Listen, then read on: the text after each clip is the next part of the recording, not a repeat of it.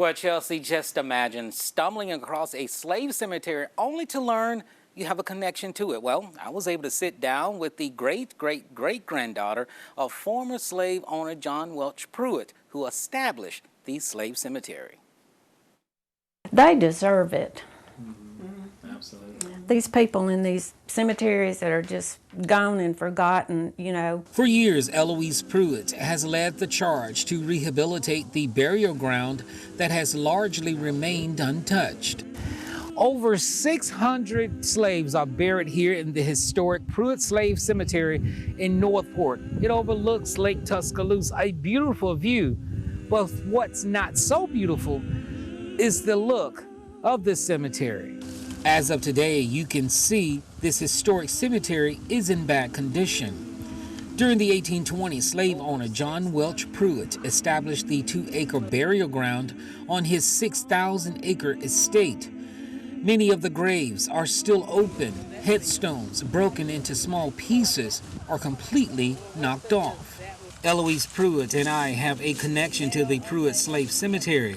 She is the great-great-great-granddaughter of slave owner John Welch Prewitt. If that bloodline is really, really deep and we're related, we're both at our grandfather's grave here. That's right. Eloise learned about the family connection to John Welch Prewitt from her father. And I, Jabaree Prewitt, have ancestors who are buried at the slave cemetery. How does that feel, you know, that we've come so far from where we used to be? You know, how does that feel?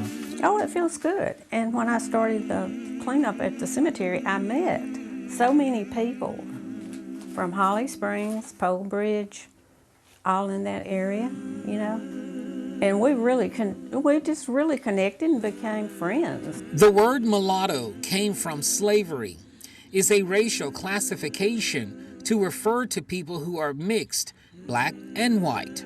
Now, as Eloise Prewitt tells us, John Welch Prewitt fathered a number of children with his slave. I'm looking at a white woman right here that I can lovingly say, this is my cousin. You know, we may not be, but we could be, and it's exciting to me. When you hear that you got 2 black people in your home that are calling you cousin and we're loving, how does that feel?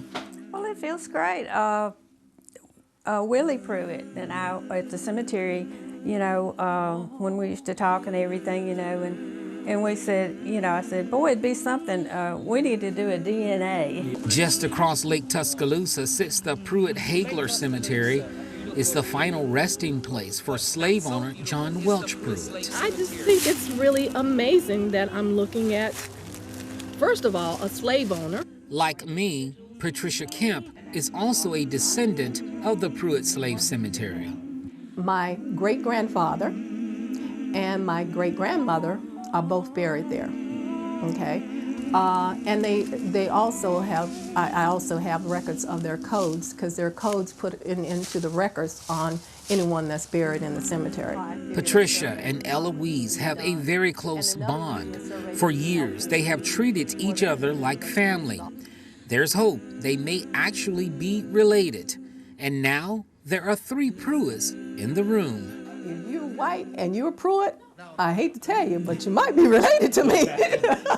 That's reason enough for Patricia, who has made it her mission to recognize those who, until now, do not get the recognition they deserve. That cemetery needs to be publicized. School kids need to drive over there and say, look, that's a slave cemetery. It is the largest slave cemetery in Alabama. Right. And then I researched it and found that it is the largest slave cemetery in the U.S. Yes. That? Yes. Yeah. That's a big one. Yeah.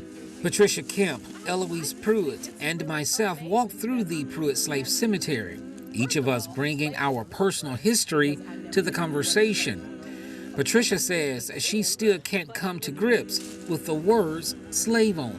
Knowing that you are a slave and the role that you played as a slave, but then you have to think about there were people who did have slaves who treated them even worse than what you would think of the term of slave to mean. Dr. Rothman, professor and chair of the Department of History at the University of Alabama, says the Prewitt Slave Cemetery has a legendary status because of the large number of people who were buried there.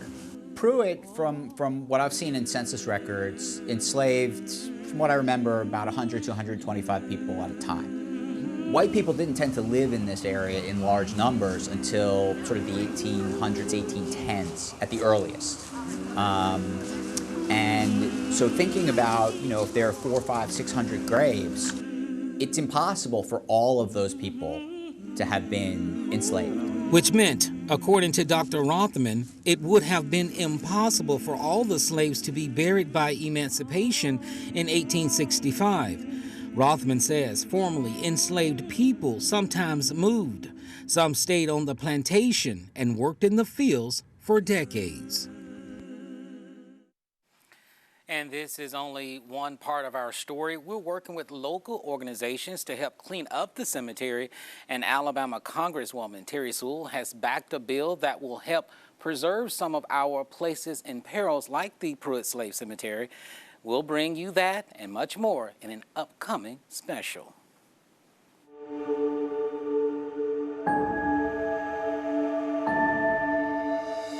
Alabama's Hidden History is brought to you by Bank First.